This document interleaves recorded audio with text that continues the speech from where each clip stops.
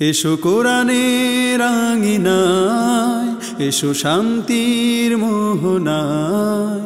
এসো কোরআনের আঙিনায়, এসো শান্তির মোহনায়। জীবনকে রাঙাতে, ফুলে ফুলে সাজাতে আল্লাহর প্রেম সুধা নিয়ে এলো পিএইচপি কোরআনের আলো, পিএইচপি কোরআনের আলো। আসসালামু আলাইকুম ওয়া রাহমাতুল্লাহ। লড়াই চলমান। এ লড়াই শুরু হয়েছে সৃষ্টি শুরু লগ্ন থেকে, চলবে কিয়ামত পর্যন্ত। সত্য ও মিথ্যার লড়াই, ন্যায় ও অন্যায়ের লড়াই। এ লড়াইয়ে সত্যের পক্ষের সৈনিকদের শক্তি হচ্ছে আল কুরআনুল কারীম। কারণ আল কুরআনুল কারীম আমাদের দেখায় মুক্তির পথ, বিজয়ের পথ। সেই আল কুরআনুল কারীমের তিলাওয়াতের অনুষ্ঠান হিফজুল কোরআন প্রতিযোগিতার অনবদ্য আয়োজন পিএইচপি কোরআনের আলো প্রতিভার সন্ধানে 2023-এ আপনাদের সকলকে স্বাগত জানাচ্ছি। আমি শাহ ইফতেখার তারিক। এই অনুষ্ঠানের টাইটেল স্পন্সর হিসেবে রয়েছে পিএইচপি ফ্যামিলি।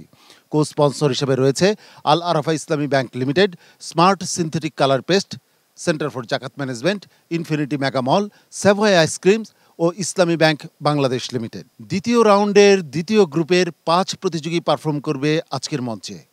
প্রথম প্রতিযোগীকে মঞ্চে রাখবার আগে চলুন দর্শক জানিয়ে দিই আপনাদের আজকের বিচারক প্যানেলে যারা রয়েছেন।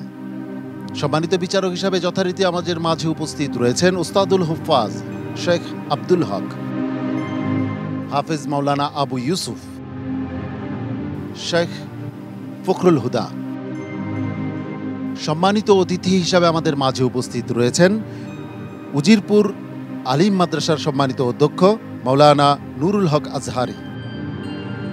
আরও উপস্থিত রয়েছেন চাখার ইউনিয়ন পরিষদের চেয়ারম্যান আলহাজ সৈয়দ মুজিবুল ইসলাম টুকু। প্রথম প্রতিযোগীকে মঞ্চে ডাকবার আগে আজকের পর্বের নিয়মটি জানিয়ে দিচ্ছি। সম্মানিত বিচারক পবিত্র কোরআনের একটি আয়াত তেলাওয়াত করবেন। এই আয়াতটি যে পৃষ্ঠায় রয়েছে তার পূর্বের পৃষ্ঠা থেকে, মানে তার আগের পৃষ্ঠা থেকে তিলাওয়াত করে যেতে হবে প্রতিযোগীকে। অত্যন্ত কঠিন এই পর্ব। এই পর্ব থেকে একজন বিদায় নেবে, 4 জন প্রতিযোগী চলে যাবে পরবর্তী রাউন্ডে। প্রথম প্রতিযোগী হিসাবে মঞ্চে ডেকে নিচ্ছি কুমিল্লার ওবায়দুল্লাহকে, হাফেজ মোহাম্মদ ওবায়দুল্লাহ।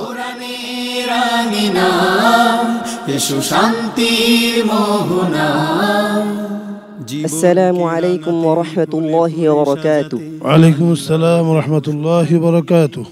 أعوذ بالله من الشيطان الرجيم. قل أرأيتم إن أتاكم. أعوذ بالله من الشيطان الرجيم. بسم الله الرحمن الرحيم.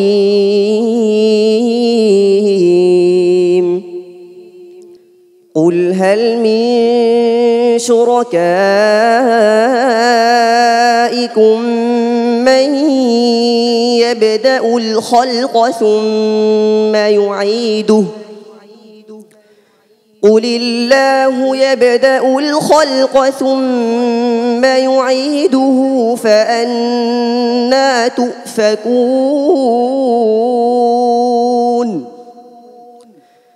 قل هل من شركائكم من يهدي إلى الحق قل الله يهدي للحق أفمن يهدي إلى الحق أحق أن يتبع أم من لا يهدي إلا أن يهدى أمن لا يهدي إلا أن يهدى فما لكم كيف تحكمون. وما يتبع أكثرهم إلا ظنا إن الظن لا يغني من الحق شيئا إن الله عليم بما يفعلون وما كان هذا القرآن أن يفترى من دون الله ولكن تصديق الذي بين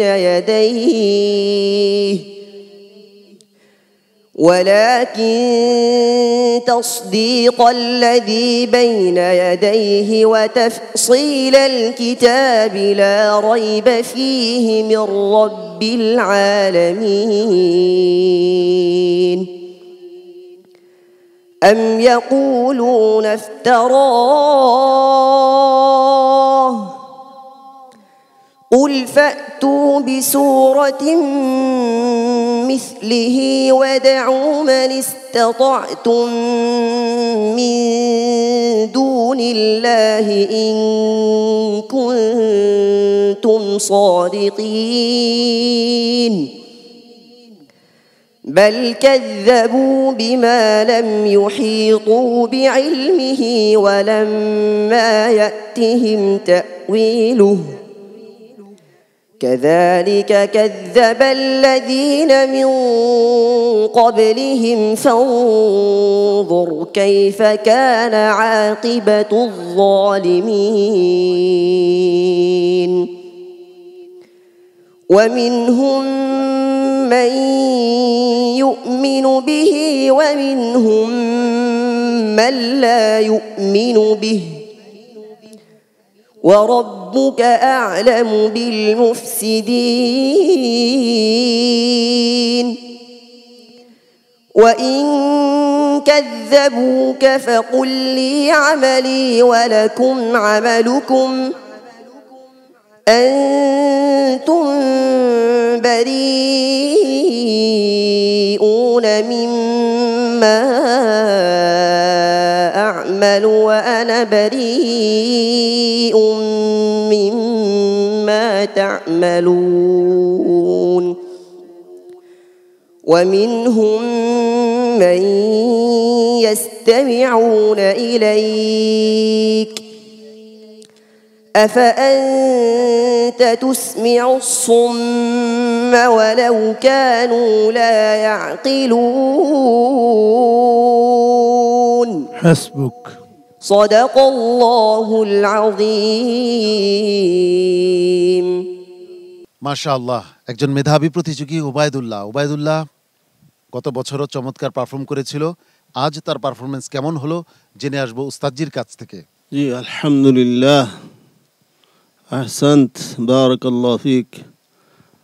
অসাধারণ তেলাওয়াত, আলহামদুলিল্লাহ। শুকরিয়া ছাড়া আর কিছু বলার নেই আমার কাছে। আলহামদুলিল্লাহ, আল্লাহ শুকুর, আল্লাহ তাআলা তার এই প্রতিভাকে আরও বৃদ্ধি করে দেন। সে যেন মৃত্যু পর্যন্ত আল্লাহর কোরআনের খাস খাদেম হিসাবে প্রসার করতে পারে। আল্লাহ তাআলা তাকে সেই তৌফিক দান করুন, আমিন। মুহতারাম আবু ইউসুফ, মাশাআল্লাহ, চমৎকার তেলাওয়াত, হৃদয়গ্রাহী একটি তেলাওয়াত উপহার দিয়েছে ওবায়দুল্লাহ। আমি দোয়া করি তোমার জন্য এবং তোমার ওস্তাদের জন্য দোয়া করি, তোমার মা বাবার জন্য দোয়া করি, এগিয়ে যাও। মুহতারাম শাইখ ফখরুল হুদা, ওবায়দুল্লাহর তেলাওয়াত চমৎকার ছিল, মানসম্মত তেলাওয়াত ছিল। শুধু দু এক জায়গায় রা অক্ষরটার তাকরার একটু প্রকাশ পেয়েছিল। ওয়ালাম্মা ইয়াতিহিম তাউইলু, এই ওয়াওটা আর একটু সুন্দর হওয়া উচিত ছিল। এগিয়ে যাও, মাশাআল্লাহ, ভালো হয়েছে। আগামীতে আরো ভালো হবে আশা করি। সম্মানিত অতিথি মাওলানা নুরুল হক আজহারি, অত্যন্ত চমৎকার আয়োজন। আমি যথেষ্ট সন্তুষ্ট এবং খুশি হয়েছি। আমার অন্তরের গহীন থেকে ওবায়দুল্লাহকে অশেষ ধন্যবাদ জানাচ্ছি। সে কোরআনের পাখি হিসাবে আল্লাহ তাআলার কালাম থেকে যা তেলাওয়াত করেছেন, এটা এই মনোরম পরিবেশে আমার কাছে খুবই ভালো লাগছে। আল্লাহ তাআলা তাকে কোরআনের খাদেম হিসেবে কবুল করুন, আল্লাহুম্মা আমিন। মুহতারাম অতিথি আলহাজ সৈয়দ মোহাম্মদ মুজিবুল ইসলাম টুকু, এই পিএসপির মাধ্যমে কোরআনের আলো শুধু বাংলাদেশে নয়, আমি বলবো এই প্রতিযোগিতা বিশ্বব্যাপী আয়োজন করা হোক। তোমার জন্য অনেক অনেক শুভকামনা এবং দোয়া রইল আমার পক্ষ থেকে।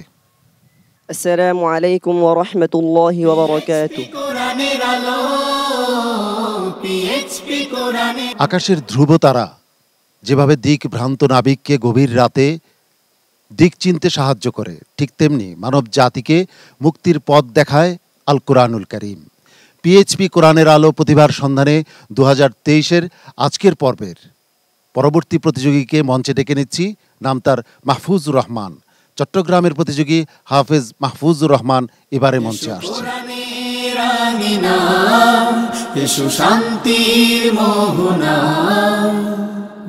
السلام عليكم ورحمة الله وبركاته. وعليكم السلام ورحمة الله وبركاته. أعوذ بالله من الشيطان الرجيم. وخذ بيدك ضغثا فاضرب به. أعوذ بالله من الشيطان الرجيم. بسم الله الرحمن الرحيم.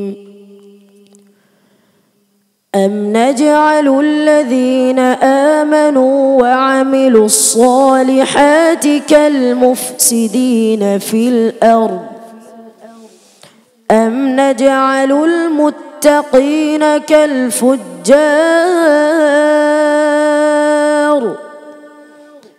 كتاب أنزلناه إليك مبارك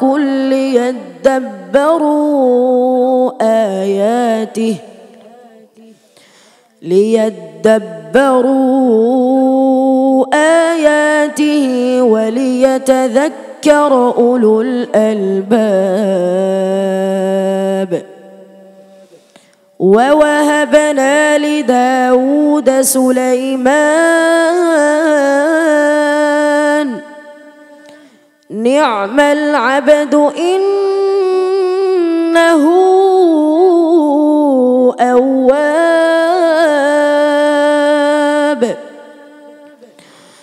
إذ عرض عليه بالعشي الصافنات الجياد فقال إني أحببت حب الخير عن ذكر ربي حتى توارت بالحجاب. ردوها علي فطفق مسحا بالسوق والأعناق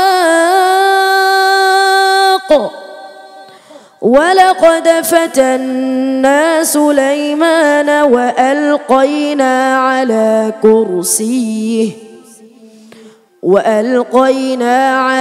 كرسيه جسدا ثم أناب. قال رب اغفر لي وهب لي ملكا لا ينبغي لأحد من بعدي إنك أنت الوهاب. فسخرنا له الريح تجري بأمره رخاء حيث أصاب والشياطين كل بناء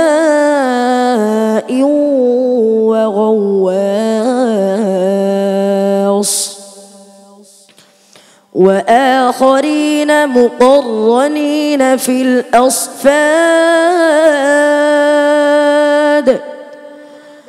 هذا عطاؤنا فامنن أو أمسك بغير حساب. وإن له عندنا لزلفى وحسن مآب. حسبك. صدق الله العظيم. ওস্তাদ জি, মাহফুজুর রহমানের তেলাওয়াতটা আপনার কাছে কেমন লেগেছে? আলহামদুলিল্লাহ, মাহফুজুর রহমানকে আল্লাহ তাআলা এমন একটি সুর দান করছেন, এই সুরের কদর করতে হবে। হুরুফে মুস্তাআলিয়াগুলি, পুর হরফগুলি কাসরা জের অবস্থা মানে পাতলা মোটা কম হবে অনেকটা, মুত্তাকিনা মুত্তাকিনা এরকম হবে না। তারপরে আইনটা তাওয়াসসুটটা এখনো মাঝে মাঝে ছুটে যায়, মানে সরুর পিছে না পড়ে তাজবিদের প্রতি বেশি গুরুত্ব দিতে হবে, তাহলে তোমার পড়ার সৌন্দর্য আরও বেড়ে যাবে ইনশাআল্লাহ। হাফেজ মাওলানা আবু ইউসুফ, গত পর্ব থেকে আমি মনে করি এই পর্ব বেশ ভালো হয়েছে। তো যেটা বলবো যে প্রতিটা পর্ব কিন্তু গুরুত্ব দিয়ে তেলাওয়াত করতে হবে। ঠিক আছে মাহফুজ, জি এগিয়ে যাও। মোহতারাম শাইখ ফখরুল হুদা, ওয়াল আ'নাক, আইনটা নড়ে গেছিল মাখরাজ থেকে, আর ক্বাল রাব্বিগফিরলি হবে না। গাইন যখন আগে জের আসবে তখন তার তাফখিম পুরের মাত্রা কমে যাবে, ক্বাল রাব্বিগফিরলি, রব্বিগ না, আর মুকাররানিনা না। এই তিনটা জিনিস লক্ষ্য করেছিলাম, এগুলি আগামীতে ঠিক করে পড়ার চেষ্টা করব। মাহফুজুর রহমান, তোমার জন্য দোয়া এবং ভালোবাসা। সম্মানিত বিচারক মণ্ডলী যে সমস্ত পরামর্শ দিয়েছেন তা নিশ্চয়ই খেয়াল রাখবে, এ প্রত্যাশা রাখছি। আসসালামু আলাইকুম ওয়া রাহমাতুল্লাহি ওয়া বারাকাতুহু। পিএইচপি কোরআনের আলো প্রতিভার সন্ধানে 2023-এর আজকের পর্বে এবারের প্রতিযোগী 8 বছরের একটি ছোট্ট শিশু, নাম তার সোয়াইব আহমদ। নেত্রকোনার প্রতিযোগী হাফেজ সোয়াইব আহমদ এবারে মঞ্চে আসছে।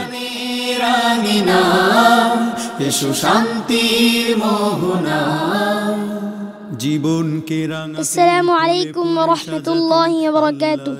ওয়া আলাইকুম আসসালাম ওয়া রাহমাতুল্লাহি ওয়া বারাকাতুহু। সোয়াইব, আমি যে আয়াতটি তেলাওয়াত করব সেটি যে পৃষ্ঠায় রয়েছে তার পূর্বের পৃষ্ঠা থেকে তোমাকে তেলাওয়াত করতে হবে। ঠিক আছে? ইনশাআল্লাহ। আউযু বিল্লাহি মিনাশ শাইতানির রাজীম। وما أعجلك عن قومك يا موسى أعوذ بالله من الشيطان الرجيم. بسم الله الرحمن الرحيم. قال بل ألقوا فإذا حبالهم وعصيهم وقالوا بعزة فرعون إنا له. আবার বলো বাবা। قال بل ألقوا فإذا حبالهم وعصيهم وقالوا بعزة فرعون إنا لنحن সোয়াইব, পৃষ্ঠা তোমার ঠিক আছে, একটু খেয়াল করে পড়ো। হ্যাঁ বলো বলো বলো। ফাইদা হিবালুহুম فإذا حبالهم وعصيهم يخيل إليه من سحرهم أنها تسعى فأوجس في نفسه خيفة موسى قلنا لا تخف إنك أنت الأعلى وألق ما في يمينك تلقف ما صنعوا إنما صنعوا كيد ساحر ولا يفلح الساحر حيث أتى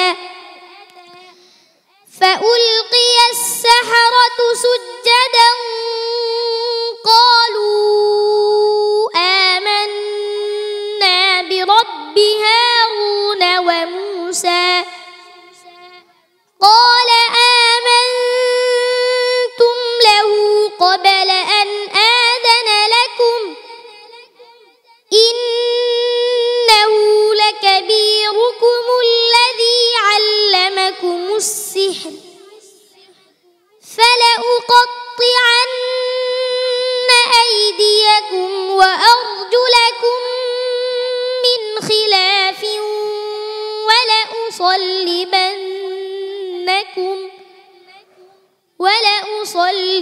ولأصلبنكم في جذوع النخل ولتعلمن أينا أشد عذابا وأبقى قالوا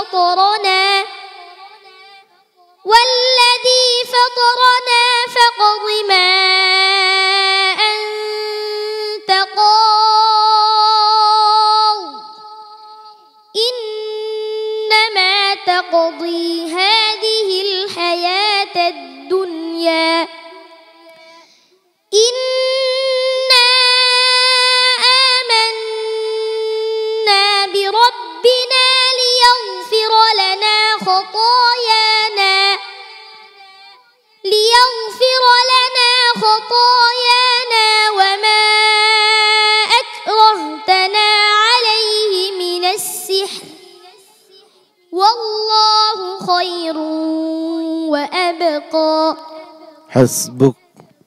صدق الله مولانا العظيم। মাশাআল্লাহ। সোহাইব আহমদের মাথাটা নিচু হয়ে আছে কেন? 8 বছর বয়সী একটি শিশু, সে পবিত্র কোরআনকে হিফজ করেছে মাত্র 1 বছরে। ওস্তাদজি, সোহাইব আহমদের আজকের পারফরমেন্স নিয়ে আপনার অভিমত? যে আল্লাহর কোরআনের ওয়ারেস বানানোর জন্য আল্লাহ কিছু কিছু মানুষকে পৃথিবীর বুক থেকে নির্বাচন করে বাছাই করে আল্লাহর কোরআনের জন্য নিয়ে আসছেন। আল্লাহ অতি দয়া মেহেরবানি করে, তার নিদর্শন এটা। আমরা তার জন্য দোয়া করব, আল্লাহ তাআলা তাকে নেক হায়াত দান করেন, আল্লাহ তাআলা তাকে কোরআনের একজন মুহাক্কিক হাফেজ এবং মুহাক্কিক আলিম হিসেবে আল্লাহ কবুল ও মঞ্জুর করেন, আমিন। হাফিজ মাওলানা আবু ইউসুফ। জি মাশাআল্লাহ, আপনি নিজেই বললেন যে এত কম বয়সের ছোট্ট একটা শিশু, এখনো ঠিক মতন তার পোশাক পরার যোগ্যতাও তার হয় নাই, কিন্তু কোরআনুল কারীম 30টি পারা সে বুকে ধারণ করেছে। সোহাইবের তো অনেক বড় যোগ্যতা তোমার জন্য। আজকে যেটা হয়েছে তুমি তো নিজেই শুধরে নিয়েছো, সেজন্য মন খারাপ করার কোনো কারণ নেই। এগিয়ে যাও সোহাইব। শেখ ফখরুল হুদা। মাশাআল্লাহ মাশাআল্লাহ, তাবারাকার রহমান।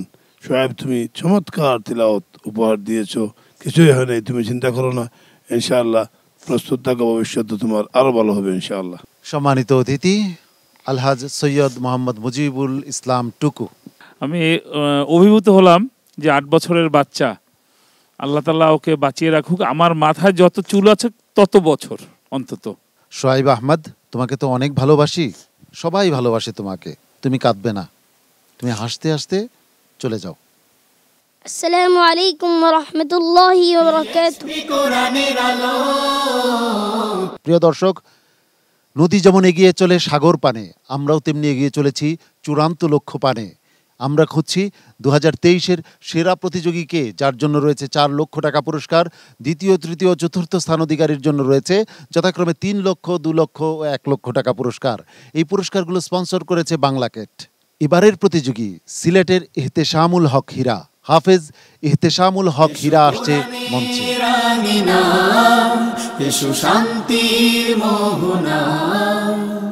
জীবন। আসসালামু আলাইকুম ওয়া রাহমাতুল্লাহি ওয়া বারাকাতুহু। ওয়া আলাইকুম আসসালাম ওয়া রাহমাতুল্লাহি ওয়া বারাকাতুহু। আউযু বিল্লাহি মিনাশ শাইতানির রাজীম। ইলাহুকুম ইলাহুন ওয়াহিদ। أعوذ بالله من الشيطان الرجيم. بسم الله الرحمن الرحيم. وتحمل أثقالكم إلى بلد لم تكونوا بالغيه إلا بشق الأنفس إن ربكم لرؤوف رحيم. والخيل والبغال والحمير لتركبوها وزينة ويخلق ما لا تعلمون. وعلى الله قصد السبيل ومنها جائر ولو شاء لهداكم أجمعين. هو الذي أنزل من السماء ماء لكم منه شراب ومنه شجر فيه تسيمون. ينبت لكم به الزرع والزيتون والنخيل والأعناب ومن كل الثمرات إن في ذلك لآية لقوم يتفكرون. وسخر لكم الليل والنهار والشمس والقمر والنجوم مسخرات بأمره إن في ذلك لآيات لقوم يعقلون وما ذرأ لكم في الأرض مختلفا ألوانه إن في ذلك لآية لقوم يذكرون وهو الذي سخر البحر لتأكلوا منه لحما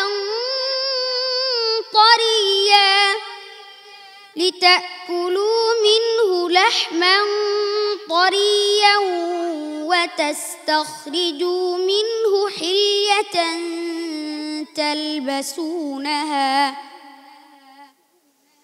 وترى الفلك مواخر فيه ولتبتغوا من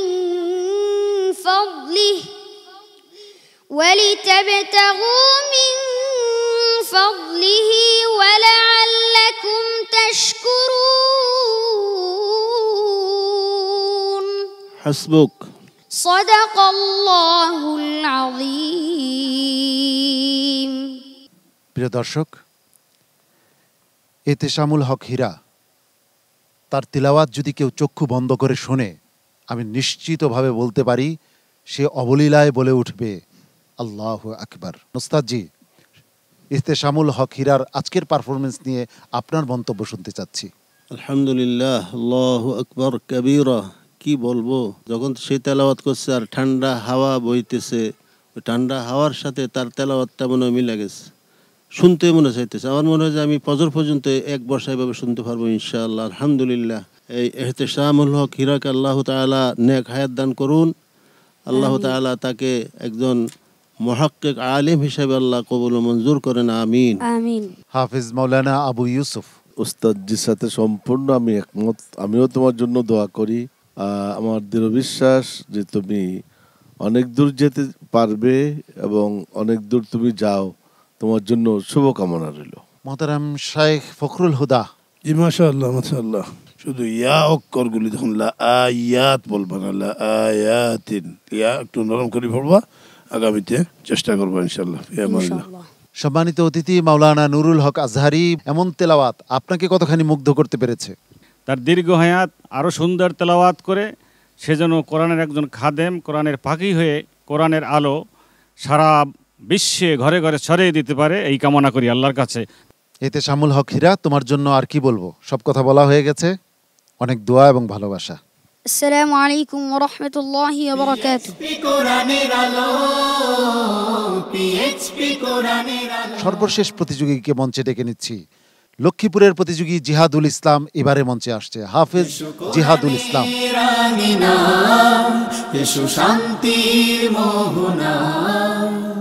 জীবনকে রাঙাতে। আসসালামু আলাইকুম ওয়া রাহমাতুল্লাহি ওয়া বারাকাতুহু।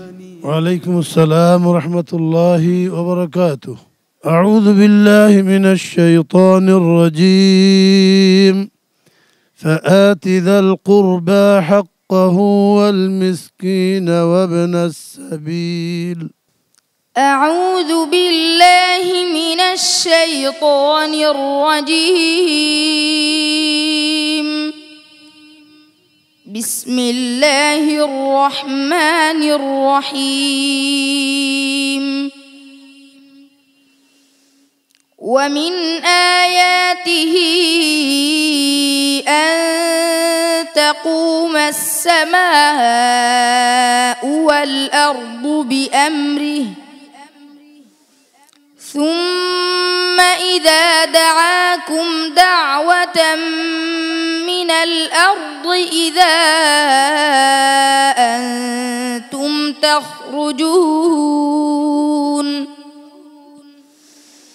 وله من في السماوات والأرض كل له قانتون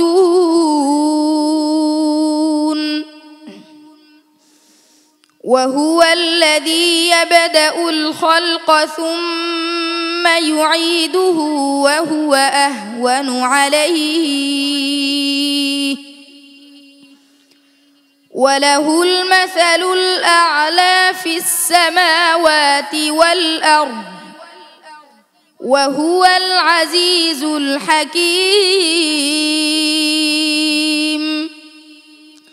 ضرب لكم مثلا من أنفسكم هل لكم مما ملكت أيمانكم من شركاء فيما رزقناكم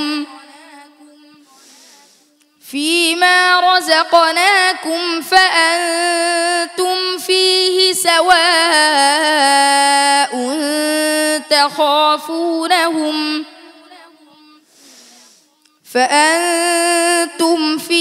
سواء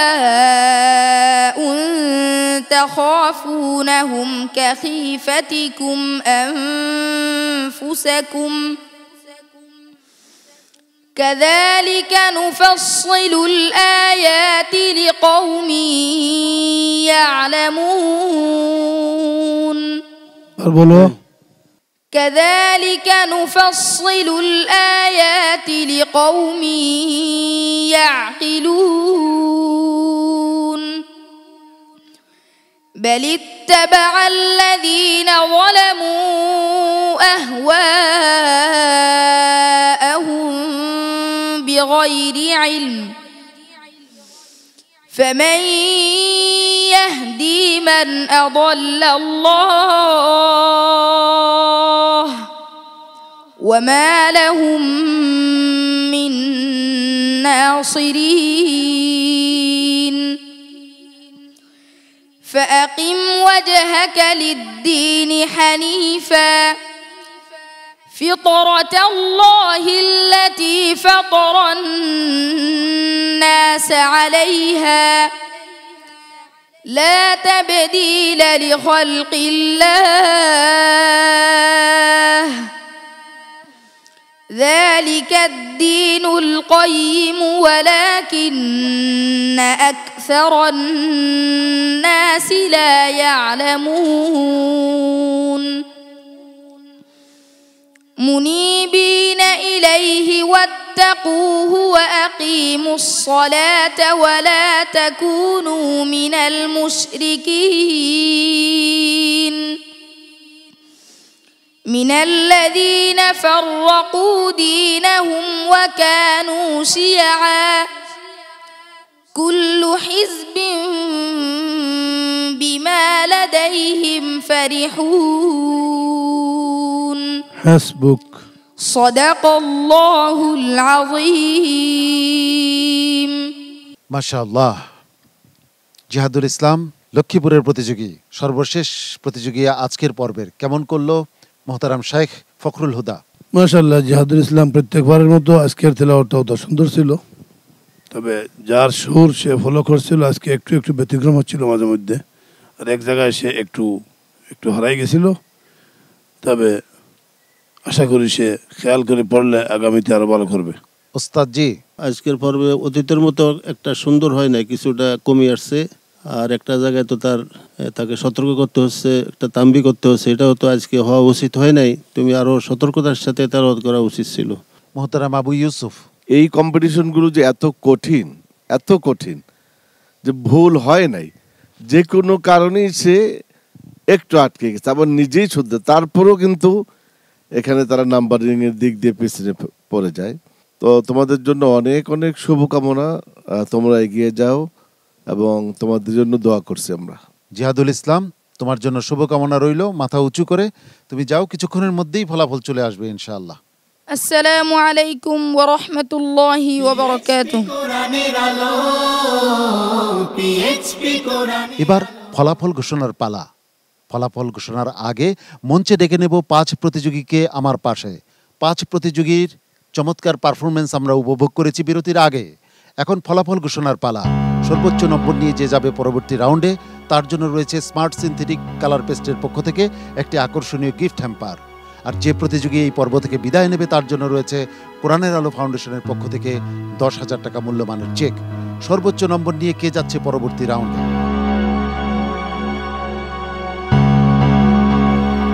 সর্বোচ্চ নম্বর নিয়ে পরবর্তী রাউন্ডে চলে যাচ্ছে একজন ছোট্ট প্রতিযোগী, এহতেশামুল হক হীরা, সিলেটের এহতেশামুল হক হীরা। সিলেটের প্রতিযোগী এহতেশামুল হক হীরাকে আন্তরিক মোবারকবাদ এবং ধন্যবাদ পরবর্তী পর্বে উঠে যাওয়ার জন্য। তার জন্য রয়েছে স্মার্ট সিনথেটিক কালার পেস্টের পক্ষ থেকে একটি আকর্ষণীয় গিফট হ্যাম্পার।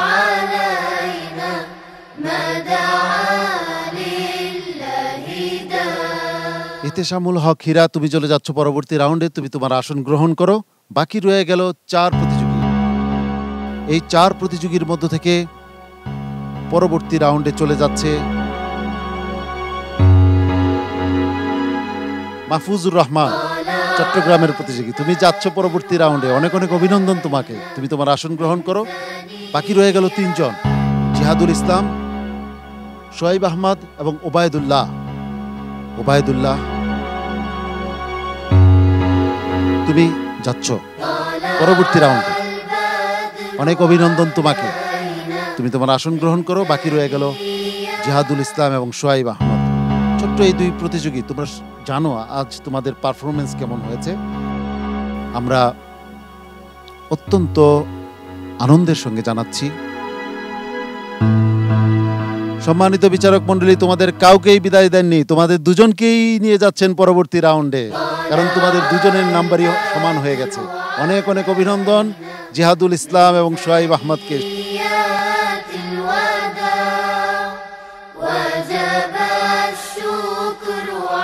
অনেক অভিনন্দন তোমাদের দুজনকে। তোমরা যাচ্ছ পরবর্তী রাউন্ডে, তোমরা তোমাদের আসন গ্রহণ করো।